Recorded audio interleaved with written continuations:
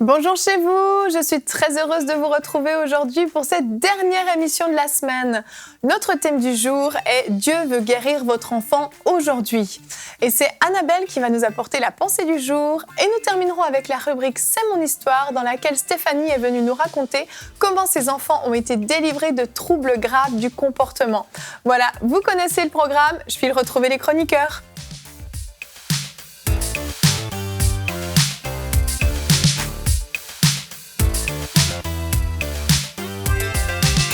Bonjour tout le monde. Bonjour Evelyne. Vous allez bien? Très bien, oui. Très bien, vous étiez en chœur, c'était magnifique. C'est beau, hein? Vous pouvez faire une chorale. Oui, ce serait beau. Aujourd'hui, un thème important. On a des parents qui nous écoutent très certainement, dont les enfants sont malades de toutes sortes de maladies. Et le Seigneur veut intervenir aujourd'hui dans leur vie. Et on va commencer tout de suite avec la pensée du jour.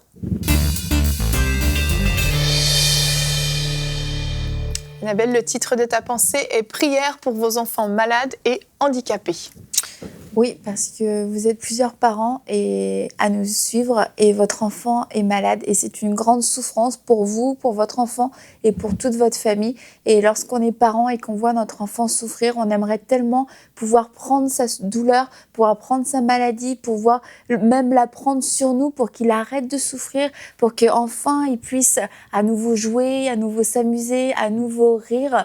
Et malgré tout l'argent du monde, on ne peut pas le faire. Malgré tout notre amour pour notre enfant, on ne peut pas lui enlever cette maladie, on ne peut pas effacer le diagnostic. Nous n'avons pas cette force, ce pouvoir entre nos mains de pouvoir le faire. Mais aujourd'hui, j'ai une bonne nouvelle. Il y a quelqu'un qui peut le faire et cette personne, c'est Jésus. Amen. Jésus peut prendre la maladie de votre enfant et en fait, il l'a déjà fait. Et je vais vous lire un passage dans la Bible, dans Ésaïe 53, qui nous dit « Cependant, ce sont nos souffrances qu'il a portées, c'est de nos douleurs qu'il s'est chargé et nous l'avons considéré comme puni, frappé de Dieu et humilié, mais il était blessé pour nos péchés, brisé pour nos iniquités, et le châtiment qui nous donne la paix est tombé sur lui, et c'est par ses meurtrissures que nous sommes guéris. » C'est ce que Jésus a fait pour vous, pour votre enfant qui est malade à la croix. Il a pris sa maladie, il a été blessé pour lui. Ce diagnostic qui est tombé sur la vie de votre enfant, Jésus l'a déjà porté et l'a déjà annulé. Et on va lire un autre passage dans Colossiens 2 qui nous dit « Il a effacé l'acte dont les ordonnances nous condamnaient et qui subsistait contre nous. Il l'a détruit en le clouant à la croix. » Alors, je veux vous dire que ce diagnostic qui a été déclaré sur la vie de votre enfant, un diagnostic de mort, un diagnostic de maladie incurable, ce diagnostic a été cloué à la croix. Ce diagnostic peut être aujourd'hui rendu nul et sans effet si vous mettez votre foi et votre confiance en Jésus-Christ. Et pour les parents qui, peut-être vous avez déjà cette foi en Jésus-Christ et vous vous dites peut-être que Dieu veut m'enseigner quelque chose à travers cette maladie, peut-être que j'ai fait quelque chose de mal aussi qui a fait que mon enfant est malade et ce ne serait pas bien, ce ne serait pas juste que je prie pour la guérison de mon enfant. Et j'aimerais vous lire un passage, comment Jésus agissait par rapport à la maladie dans Matthieu 9 qui nous dit « Jésus parcourait toutes les villes et les villages, enseignant dans les synagogues, prêchant la bonne nouvelle du royaume et guérissant toute maladie et toute infirmité. » Amen. Et aujourd'hui, Jésus passe dans votre maison et Jésus dit « Je guéris toute maladie, je guéris toute infirmité. Il n'y a rien à apprendre de cette maladie. La seule chose que je veux faire, c'est guérir votre enfant. » Jésus était un homme rempli de compassion et non pas un homme dur, à l'image de Dieu, qui n'est pas un Dieu dur, un Dieu qui punit. C'est un Dieu de compassion, un Dieu qui aime, un Dieu qui veut voir votre enfant être entièrement guéri. Et avant de prier pour vous, pour votre enfant, j'aimerais vous dire qu'en tant que parent, vous avez reçu cette autorité pour pouvoir choisir de croire dans la guérison, choisir de croire la vie. Dans Deutéronome 30, j'en prends aujourd'hui à témoin contre vous et le ciel. J'ai mis devant toi la vie et la mort, la bénédiction et la malédiction. Choisis la vie afin que tu vives toi et ta postérité. Choisis la vie afin que tu vives toi et ta postérité. Alors aujourd'hui, j'aimerais qu'on puisse prier ensemble, qu'on puisse croire ensemble dans ces promesses que nous avons lues, croire ensemble que Jésus a vraiment pris cette maladie, que Jésus a payé le prix pour cette maladie, que cette ordonnance, que ce diagnostic a été cloué à la croix. Et je crois que vos enfants vont être guéris. Vous pouvez juste aller chercher vos enfants, aller, même s'ils dorment, poser votre main sur eux, et puis ensemble, on va s'unir pour prier pour votre enfant et avec toute l'équipe aussi. Alors Seigneur, je te demande de venir guérir maintenant, dans le nom de Jésus, tous les corps malades, des enfants qui sont malades, des enfants dans des fauteuils roulants. Nous ordonnons maintenant à ces corps d'être guéris dans le nom de Jésus. Amen. Alléluia. Merci pour les diabètes qui sont guéris dans le puissant nom de Jésus, pour des problèmes d'élocution aussi qui sont guéris dans le nom de Jésus. Merci Seigneur parce que tu es celui qui le fait encore. Tu as dit, ils imposeront les mains aux malades et les malades seront guéris. Ouais. Alors aujourd'hui, nous imposons les mains à ces enfants dans le puissant et le précieux nom de Jésus et nous déclarons la guérison. Nous déclarons ta vie, Seigneur, qui vient maintenant dans le corps de ces enfants. Ta vie, Seigneur, qui les remplit de la tête à leurs pieds. Ta vie qui donne la vie et la force et la vigueur dans des membres qui sont atrophiés depuis des années. Merci, Seigneur, parce que tu es celui qui opère ce miracle. Et je déclare que de nombreux enfants sont guéris maintenant dans le nom de Jésus. Que la maladie n'est plus leur partage, que ces enfants se lèvent, que ces enfants jouent, que ces enfants puissent rire, puissent manger à nouveau, puissent aller aux toilettes, puissent marcher, puissent avoir une vie normale dans le puissant nom de Jésus. Amen. Amen. Amen. Merci Seigneur. Alléluia. Il y a vraiment un besoin, dans... Et je trouve que c'est souvent plus facile d'avoir de la compassion pour un petit enfant que pour un adulte. Et on est souvent beaucoup plus touché et ému par des enfants. Mais imaginons les parents, eux, à combien plus forte raison ça doit être douloureux pour eux de voir leur enfant dans la souffrance. On a tous un jour ou l'autre notre enfant qui était malade. Alors certains c'était une petite maladie, d'autres ça a été des choses plus graves, mais quand il s'agit de quelque chose où le pronostic vital est carrément remis en question, ou quelque chose où on dit à vie, il va rester dans ce fauteuil roulant, à vie, il va être dans cet état-là. C'est terrible à porter en tant que parent. Et j'aimerais qu'on puisse être une source d'encouragement vraiment pour vous qui nous écoutez, qui vivez des choses comme ça, que cette émission vous fasse du bien, vous donne non seulement de l'espoir, mais aussi vous fasse fortifier votre foi pour que vous puissiez être solide pour affronter ce qui va suivre. Si votre enfant n'a pas été guéri au moment de la prière, ça ne veut pas dire que Dieu ne veut pas guérir, au contraire, c'est encore possible. Ouais. Et vous ne savez pas ce qui peut se passer jusqu'à la fin de cette émission. Il y a encore des choses qui vont se produire à la fin de cette émission. Et même à la fin de cette émission, Dieu est toujours là et il sera toujours prêt à intervenir dans votre vie. Avant de vous donner la parole, j'aimerais qu'on regarde un verset du jour qui aujourd'hui peut paraître particulier. C'est dans Luc 8, 52. C'est une parole que Jésus a dite à la foule et à Jairus concernant sa fille qui était soi-disant morte. « Ne pleurez pas, elle n'est pas morte, mais elle dort. » Aujourd'hui, c'est un peu un verset prophétique que j'avais envie qu'on utilise. Votre enfant n'est pas malade, il dort. Votre enfant n'est pas à l'article de la mort, il dort. Votre enfant n'est pas handicapé, il dort. Ou peu importe, on peut remplacer par ce qu'on veut. Ce qu'on voit avec nos yeux n'est pas forcément ce que Jésus, lui, voit. S'il était là, ce qu'il déclarerait sur la vie de l'enfant, ce ne serait pas forcément la même chose. Absolument. En fait, comme on priait, je voyais un enfant dans un lit d'hôpital, mais vous savez, comme les barreaux, on peut lever une sorte de garde, je ne sais pas comment on appelle, là, mais des barreaux. Et je voyais cet enfant derrière ces barreaux-là. Et pour les parents, c'est comme si votre enfant est en prison par la maladie. Puis dans mon esprit, je ressentais vraiment que Dieu voulait que vous commenciez à déclarer la vie sur votre enfant, que mon enfant vivra et ne mourra pas. Et vraiment continuer continuez à déclarer la vie de Dieu et vous verrez, moi, je crois de tout mon cœur que Dieu veut restaurer votre enfant. Il veut que votre enfant puisse sortir de ce lit, être en pleine forme. Mais des fois, on est entouré de personnes de doute. Hein. Il y a des médecins qui vont être très réalistes, ils vont nous donner le rapport réaliste, mais Dieu nous appelle à recevoir sa vérité qui s'impose sur notre réalité. Il y a vraiment des choses dans le monde de l'esprit que nous pouvons capter. Il faut protéger aussi nos enfants. S'il y a des gens qui viennent visiter, des fois, les gens vont déclarer la mort, aussi vont déclarer les choses que la médecine peut affirmer. Mais nous, en tant que parents, comme Annabelle a déclaré, nous pouvons plutôt déclarer la parole de Dieu et dire, non, la parole dit, tu vivras, tu ne mourras pas. Et puis le verset qu'on vient de citer, je trouve que c'est vraiment, comme tu dis, c'est prophétique. Il faut s'approprier les promesses de Dieu parce que la parole de Dieu est vraie. Oui. Fait toute une différence. Vraiment. Anne, toi, tu nous racontais avant l'émission que ta fille a été guérie miraculeusement. Elle avait des otites à répétition, des otites épouvantables. Oui, bah c'est sûr, bon, c'est peut-être pas la même échelle, qu'il y a des gens qui nous écoutent et les pathologies sont plus lourdes. Mais ouais, notre fille Heidi, quand elle était petite, elle souffrait vraiment de beaucoup d'otites. Elle avait otite sur otite sur otite, ça n'en finissait plus. Et elle souffrait beaucoup. Et elle avait des otites très sévères, vraiment. On l'avait emmenée chez l'otorino, puis il voulait lui poser des drains. Et puis un dimanche après-midi, il y avait une réunion d'évangélisation avec Ephraim Ferriz. Et il a parlé de la guérison dans son message et il a fait un appel. Et elle nous a même pas demandé, la petite, elle s'est levée, elle est allée droit devant l'hôtel. À 6 ans. Elle avait 6 ans. On l'a vue partir en flèche devant l'hôtel. Vraiment, elle a eu un pas de foi. Et M. Ferriz lui a imposé les mains et elle a été complètement guérie. Plus jamais elle a eu d'otite. Et normalement, les enfants qui ont des otites à répétition, ils ont une ouïe qui est abîmée. Et par la suite, elle est devenue vraiment une musicienne accomplie avec une oreille presque parfaite, une ouïe quasiment parfaite. On appelle ça l'oreille absolue. Elle a quasiment l'oreille absolue, notre fille. Et elle n'a aucune séquelle. Alors, c'est sûr que ceux qui nous écoutent ont peut-être des enfants qui ont des grosses pathologies, mais hier, on racontait l'histoire de Lester Sumrall. Quand il était adolescent, sa mère a prié, persévéré dans la prière. Il avait une tuberculose.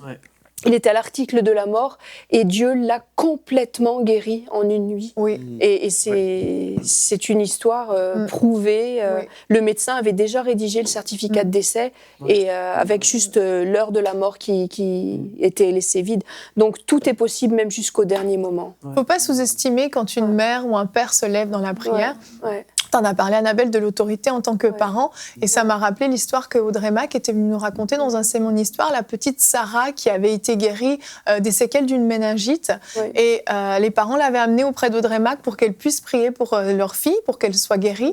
Et en fait, Audrey, avant de prier pour elle, a vraiment entendu le Saint-Esprit lui dire « C'est pas toi qui dois prier, c'est son père qui doit le faire. Il a l'autorité sur son enfant. » Et elle a enseigné ce père qui n'y connaissait rien à la guérison divine.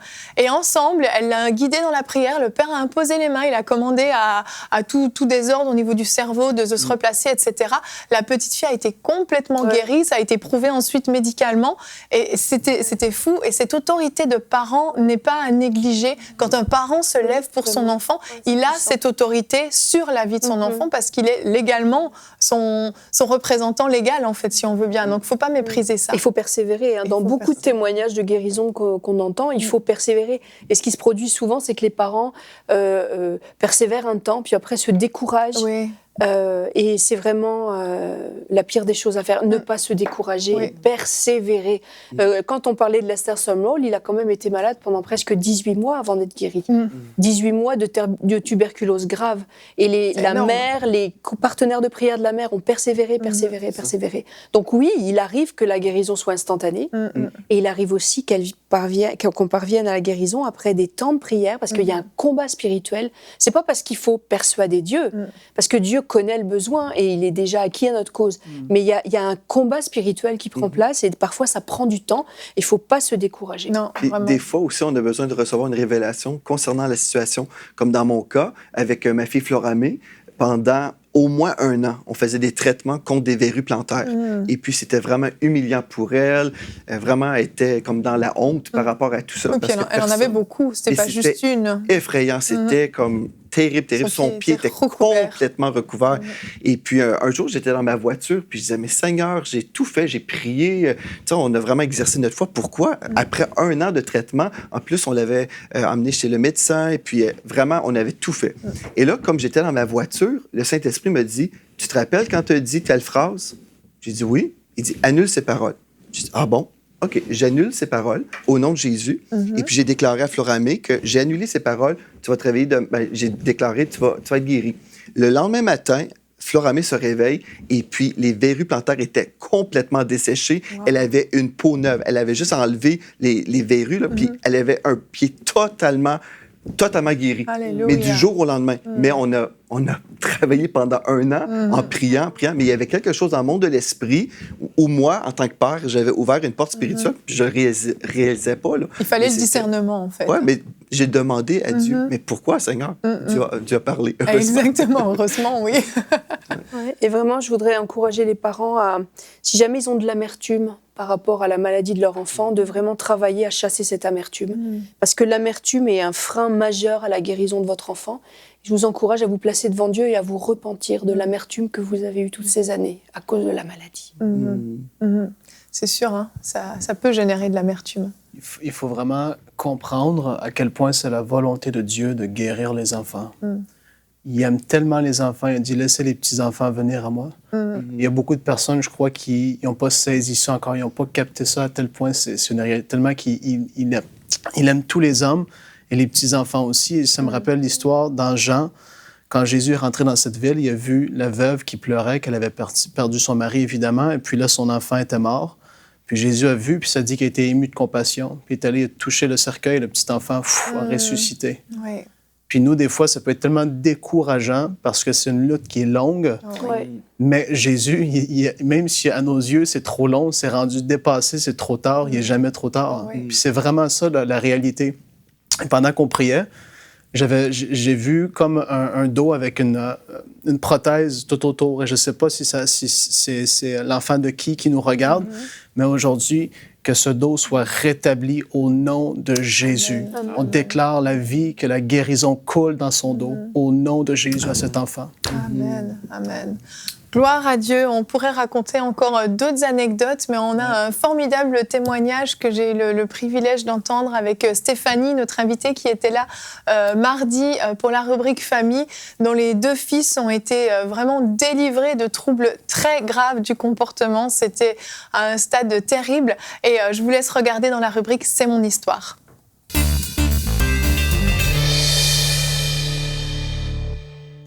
Et on se retrouve pour la rubrique « C'est mon histoire » et je suis avec Stéphanie. Bonjour Stéphanie. Bonjour. Ça va bien? Oui, ça va bien, merci. Merci d'être avec nous, de venir nous raconter ton témoignage. Tu as fait une super rubrique famille mardi sur des conseils aux parents qui ont des enfants à besoins spéciaux. Et aujourd'hui, tu viens nous raconter ton témoignage de maman, justement, avec enfants à besoins spéciaux. Tu l'as vraiment vécu pendant de nombreuses années. Et on va prendre les choses au commencement. Au commencement, donc, ton mari et toi, vous vous êtes rencontrés et vous avez décidé de vous marier et vous attendiez à avoir une belle petite vie paisible, comme on l'espère toujours. Hein? Oui, exactement. On s'est rencontrés, pour moi, j'étais début vingtaine, mon mari fin vingtaine. Et c'est ça, on se rencontre, on tombe amoureux, on sent qu'on est fait l'un pour l'autre. C'est la direction de Dieu, donc on se marie avec plein de rêves. Et comme dans les histoires de contes de fées, ils se remarièrent et eurent beaucoup d'enfants. C'est un peu... avec plein de projets aussi, plein de rêves qu'on avait.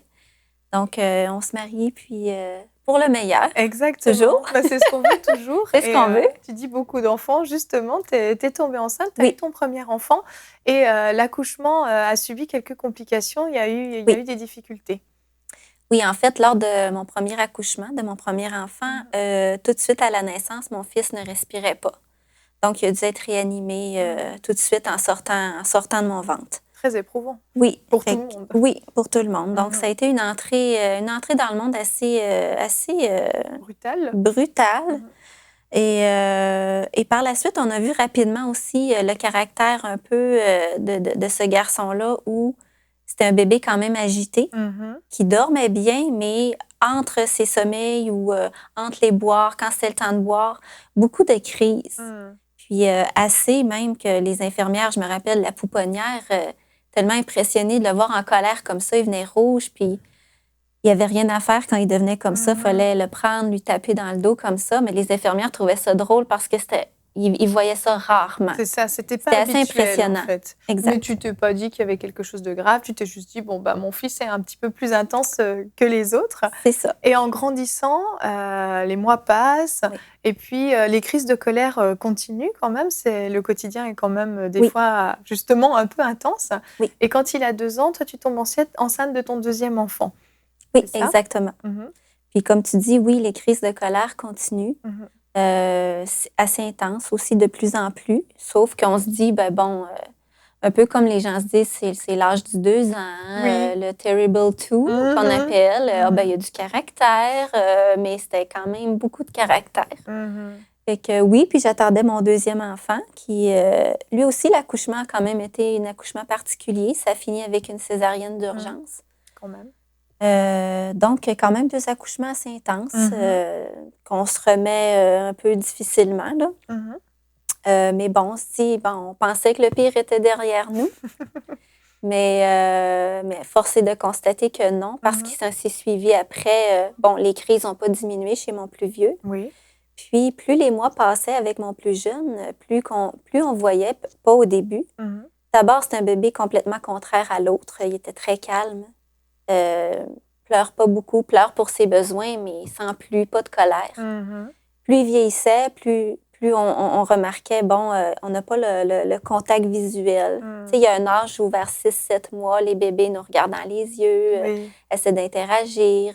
Il est où papa, il est où maman, il pointe du doigt. Ça, on n'avait pas ça. Il riait toujours, il était comme assis, il regardait un peu dans le vide. Pas un bébé compliqué, mais... il manquait cette interaction. Ce contact, en fait. oui, cette interaction-là qu'on Et avait toi, pas. tu t'es douté que quelque chose n'allait pas à ce moment-là? Tu allais consulter? Ou... Ben, dans mon fort intérieur, oui, je voyais qu'il y avait quelque chose parce que, j'ai un arrière-plan d'infirmière aussi. Puis quand j'essayais d'en parler un peu à mon entourage, on me disait, tu t'inquiètes pour rien, il est différent de l'autre, inquiète-toi pas, ça va passer, il est juste moins expressif que l'autre, mais on plus essaie de ça rassurer allait, comme on peut. Exact, mais plus ça allait, plus quand même, je voyais qu'il y avait des signes qui étaient quand même là, inquiétants. Oui. Et finalement, tu as consulté un médecin et puis le diagnostic tombe pour ton plus jeune. On te dit qu'il est autiste, c'est ça? Exactement, oui. Et il avait quel âge à ce moment-là? À ce moment-là, il avait 3 ans et demi. 3 ans et demi, d'accord. Quand le diagnostic est tombé. Et ton aîné, tu avais eu un diagnostic aussi qui était tombé vers ses 4 ans, c'est ça?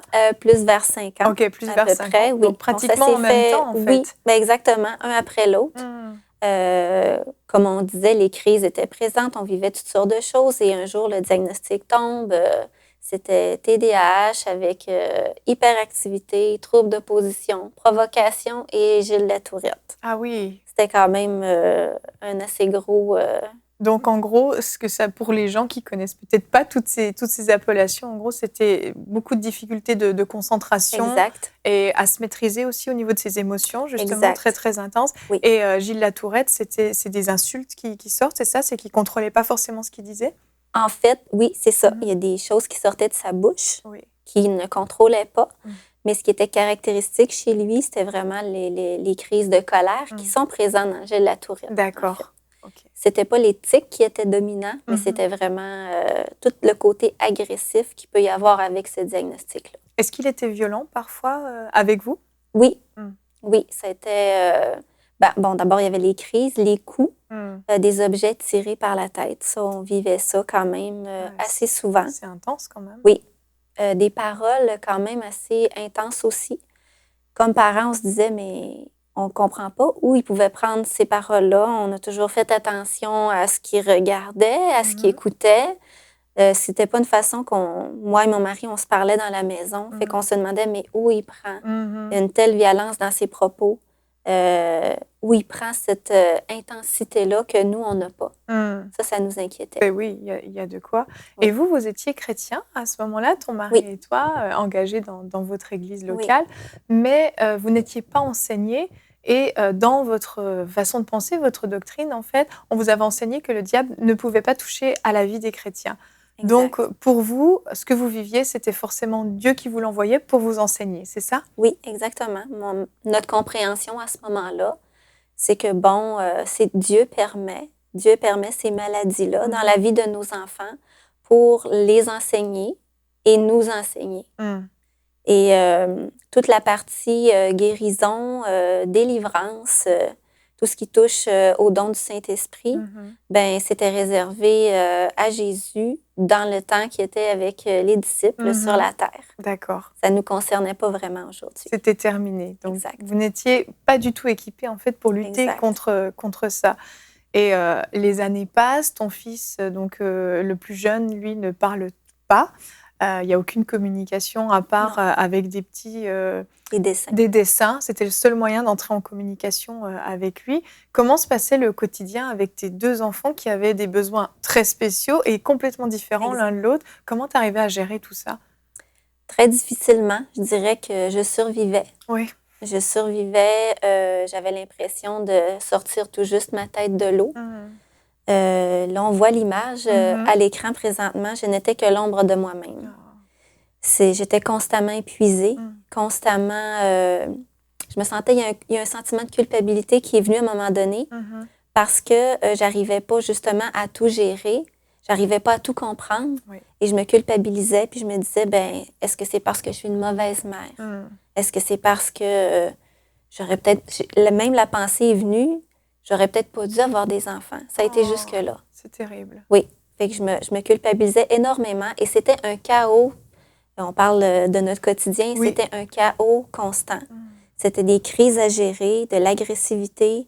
Et c'était l'autre côté de l'autisme, parce que mon plus jeune, lui, a été diagnostiqué avec le spectre de l'autisme. Mais c'était tout l'aspect isolement, l'aspect qu'on n'avait pas, on ne pouvait pas communiquer avec lui. Est-ce que tu pouvais le toucher? Difficilement.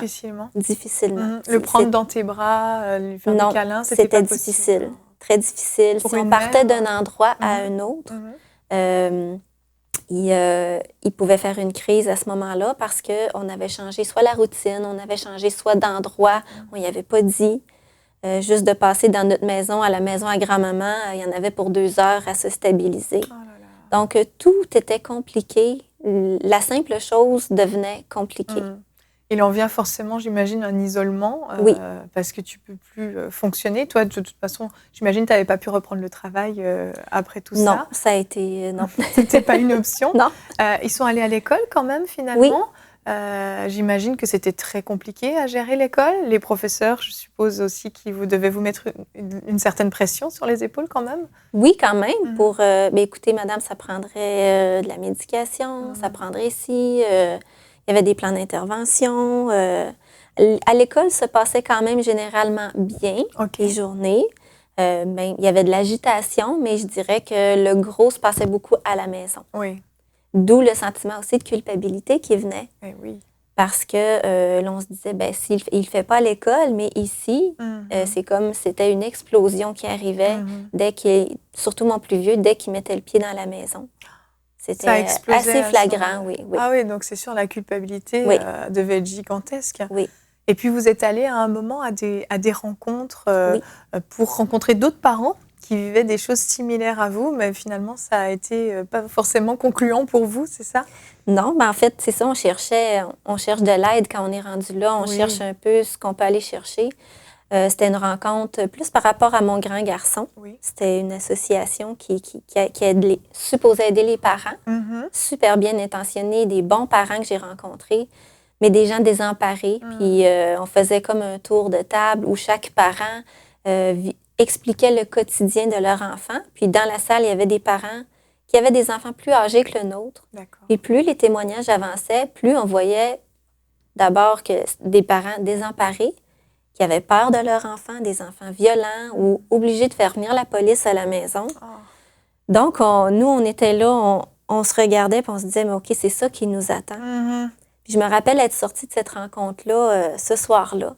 Ça a été la seule fois que j'y étais, qu'on y a été. J'imagine, oui. Complètement découragée, désespérée. Puis je me rappelle avoir crié à Dieu ce soir-là. J'avais dit, non seulement je suis ton enfant, puis ça devrait être moi qui a à donner de l'espoir aux gens. Mais non seulement j'en ai pas, puis je peux même pas en donner. Fait que c'était complètement le découragement total. Il y a vraiment de quoi. Et puis finalement, les années continuent de s'écouler. Ton mari et toi, vous survivez, comme tu le dis.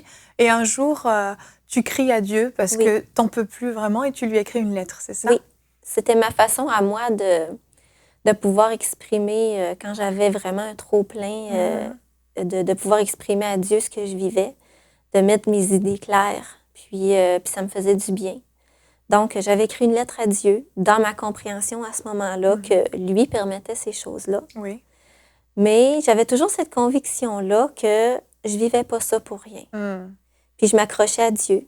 Puis ma lettre, en fait, c'était ça. Je lui répandais mon cœur, mais en même temps, je lui disais, je te fais confiance. Je sais que tu m'aimes. Et puis je sais que je vis pas ça pour rien. Puis j'avais cette ferme conviction-là. Et suite à ça, tu as fait un burn-out à un moment. Oui. On n'a pas beaucoup de temps pour tout raconter, donc on fait très, très court. Tu as fait un burn-out, tu as craqué, c'était juste plus possible. Et pendant 6 mois, tu t'es retrouvée, c'est ça, ou même plus que 6 mois finalement, où vraiment tu ne pouvais plus fonctionner du tout, même faire une liste pour aller faire les courses, c'était pas possible pour toi, c'est ça? Impossible. Complètement non fonctionnel pendant 6 mois. Exactement. Où mon mari a dû prendre la relève complètement... brisé, épuisé, vraiment plus rien qui fonctionne. Et après ça, toi, tu te relèves un petit peu, mais ton mari, à son tour, craque. Oui. Et puis, on vous recommande de faire de la relation d'aide. Oui. Et puis là, on vous parle d'une personne qui pourrait vous aider, c'est ça? Oui, exactement. Et la personne qui nous a mis en contact, j'avais confiance en elle. C'était quand même une personne de confiance, que je savais qui aimait Dieu. Juste de ce point de vue-là, j'ai été en confiance. Quand elle nous a expliqué un peu qu'est-ce que cette personne-là faisait, c'était quoi son ministère, que c'était une femme qui voyait dans l'esprit. Bon, déjà là, OK, qu'est-ce que c'est ça? Puis là, on me dit, Élisée dans la Bible, on me parle, oui, c'est vrai, c'est biblique. C'est bon, OK, j'avais quand même... Fait qu'elle dit, écoute, je peux vous la présenter, elle peut vous expliquer son ministère, puis vous allez voir après si vous êtes intéressés. Fait que nous, on s'est dit, rendu là, on n'a plus rien à perdre. On avait consulté à peu près tout ce qui se faisait de spécialistes à ce moment-là. Fait qu'on s'est dit, on n'a plus rien à perdre. Si on voit que c'est pas de Dieu, on dira juste, on n'est pas intéressé, merci. Exactement. Et un jour, elle est venue chez vous, un soir, en fait. Elle est venue chez vous. Un après-midi, je me rappelle encore de la date, de l'heure. Exactement, oui. Et quand elle est repartie, plus rien n'était comme avant. Qu'est-ce qui s'est passé à ce moment-là? En fait, c'est qu'elle a vu des esprits qui étaient sur chacun de mes enfants. Moi, je lui ai même pas dit, en fait, aucun diagnostic de mes enfants. OK. Et elle a commencé à décrire ce qu'elle voyait. Et ce qu'elle voyait, en fait, c'est ce que mes enfants vivaient. OK. Qu'est-ce qu'elle voyait? En fait, elle a vu un esprit de haine sur mes 2 garçons. Mais l'esprit de haine n'agissait pas pareil d'un enfant à l'autre. Il y en a un qui servait à le mettre dans une bulle, dans une cloche de verre, pour le couper du monde. C'était exactement Et chez l'autre, se manifestait par vraiment un niveau de violence de plus en plus pour l'amener même au meurtre. C'est terrible. Puis ça, ce que j'ai pas partagé encore, mais je crois que je l'avais partagé une autre fois, mais quand elle me dit ça, l'esprit de meurtre, moi, j'avais toujours eu dans mon cœur, en le voyant aller, cet enfant-là, j'avais toujours le sentiment que c'était comme un poisson qui me glissait des mains. On n'avait pas de prise dessus. Puis ça me faisait peur, son comportement. Je m'étais même dit, un jour, intérieurement, j'ai peur qu'un jour, ça l'amène à tuer. Mais ça, à qui je pouvais parler de ça? À personne. Non, c'est pas possible. Quand elle a nommé ça, pour moi, c'était la confirmation que, waouh, Dieu a vu. Là. Vraiment, vraiment. C'était Dieu. Et là, qu'est-ce qu'elle a fait? Elle a prié simplement? Simplement prié sur ce qu'elle voyait. Et puis... il s'est passé quelque chose de spécial? Là, même pas. Il n'y a pas une éclair qui est tombée. Absolument rien. Les enfants n'ont même pas réagi. Ils étaient en bas, en fait. Ils n'étaient même pas dans la pièce avec nous. Elle est repartie, puis on s'est regardé, on s'est dit, mais est-ce qu'il s'est vraiment passé quelque chose? Mais on voulait y croire. On voulait y croire qu'il s'est passé quelque chose. Mais on a dit, on va observer. Chez mon plus vieux, ça a été du jour au lendemain. Ça a été comme tout une lumière. Là. Il fait noir, il fait clair. Il était transformé. Été transformé. Plus de crise de colère, plus de blasphème. Ce que je n'ai pas mentionné, c'est que mon fils avait même des pensées suicidaires. Crise d'angoisse. Ça a parti du jour au lendemain. C'est extraordinaire. On a vu un garçon s'épanouir vraiment. il avait le goût de faire des choses, il avait le goût de s'inscrire à des choses. Puis ça, c'était toutes des choses qu'on vivait pas parce qu'il était vraiment replié sur lui-même avec sa souffrance. Oui. Lui-même comprenait pas ce qu'il vivait. Souvent, il nous le partageait. Tellement triste. Mais là, Donc, on voyait du complètement jour au lendemain. un autre garçon, puis on se disait, ben, est-ce qu'on est juste dans une bonne période? Parce que ça pouvait arriver des fois qu'il y avait 2-3 jours d'accalmie. Mais plus les jours passaient, les semaines, un jour, ça a été un mois. On s'est dit, c'est vraiment passé quelque chose. Oh, wow. Merveilleux. Fait que là, ça a été Gloire à Dieu. extraordinaire. Oui. Et pour ton plus jeune, ça a été progressif? Plus progressif. Mhm. Je dois dire que mon plus jeune a toujours le diagnostic du spectre de l'autisme. D'accord. Mais c'est plus du tout le même garçon. Non, c'est ça. Ce qu'on a remarqué dans les jours, les semaines qui ont suivi, d'abord, on a eu le contact visuel qu'on n'avait pas. Mhm. Et puis, cette espèce de communication qu'on n'avait pas, du jour au lendemain, on a parlé dans la voiture, je me rappelle encore, puis tout de suite, il nous a répondu. Wow. Puis ça a été...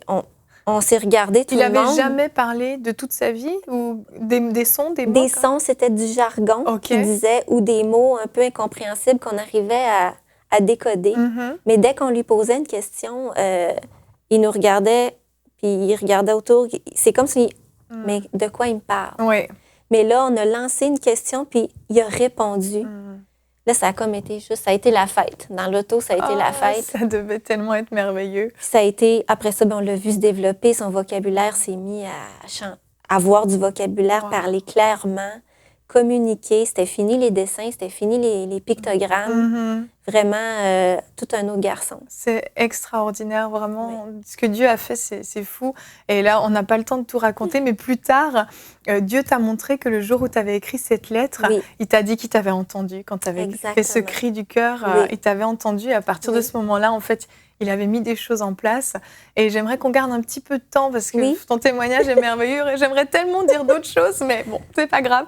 Le principal a été dit. Mais si tu pouvais prier, parce que je pense qu'il y a des parents vraiment qui nous écoutent et qui sont désemparés, qui sont dans le même état que tu pouvais être, et que tu puisses prier pour leurs enfants, pour eux, selon ce que le Saint-Esprit va te donner. Oui, d'accord. Ben, j'aimerais aussi dire aux parents, juste de ne pas désespérer. Dieu vous entend. Vous n'êtes pas seul. Même si tout ce que vous avez essayé jusqu'à date n'a pas fonctionné, il y a quand même un jour où Dieu veut manifester sa gloire dans votre vie. Puis je vais prier maintenant. Seigneur Dieu, je te remercie. Je te remercie pour ce que tu as fait dans ma vie, dans celle de mes enfants. Et comme j'avais la conviction dans ma lettre, je ne vivais pas ça pour rien. Même si ce n'est pas toi qui envoies les maladies, Seigneur, tu as un plan de rédemption et tu as un plan qui concourt au bien de tous tes enfants qui t'aiment. Et Seigneur, c'est ce que je veux déclarer sur les gens aujourd'hui qui écoutent. Seigneur, je prie vraiment pour une percée de ta gloire dans leur vie, dans celle de leurs enfants. Seigneur, je veux briser tous les jougs de culpabilité que chaque parent peut porter. Je veux briser toute forme de découragement qui vient et de désespoir, parce que ces choses-là ne viennent pas de toi. Seigneur, j'appelle l'espoir sur ces familles, sur ces enfants. J'appelle ta joie, Seigneur. J'appelle ton espérance. Seigneur, j'appelle ta force. Et j'appelle, Seigneur, une vision, Seigneur, de ton cœur pour chaque enfant que tu portes. Seigneur, que tu puisses semer dans le cœur de chaque parent qu'il y a une saison pour eux où tu vas venir les rencontrer. Et qu'ils ne perdent pas espoir, Seigneur, mais qu'ils se confient en toi. Merci, Jésus.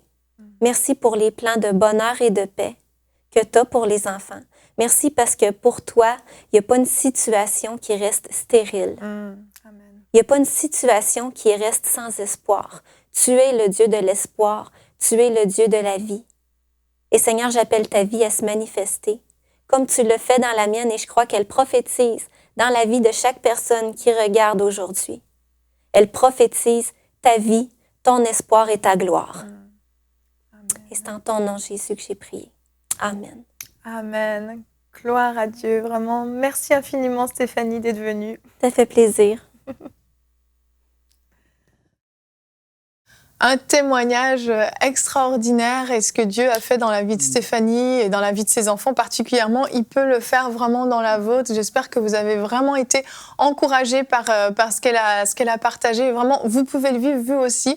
Et pour terminer, j'aimerais, Frank, te donner la parole pour que tu puisses partager aussi un témoignage que tu as vécu avec ton fils qui avait des problèmes de vision. Il avait quel âge à ce moment-là? Il avait, on a vu ça, il avait même pas de 2 ans encore, mais c'est plus passé de 2 ans.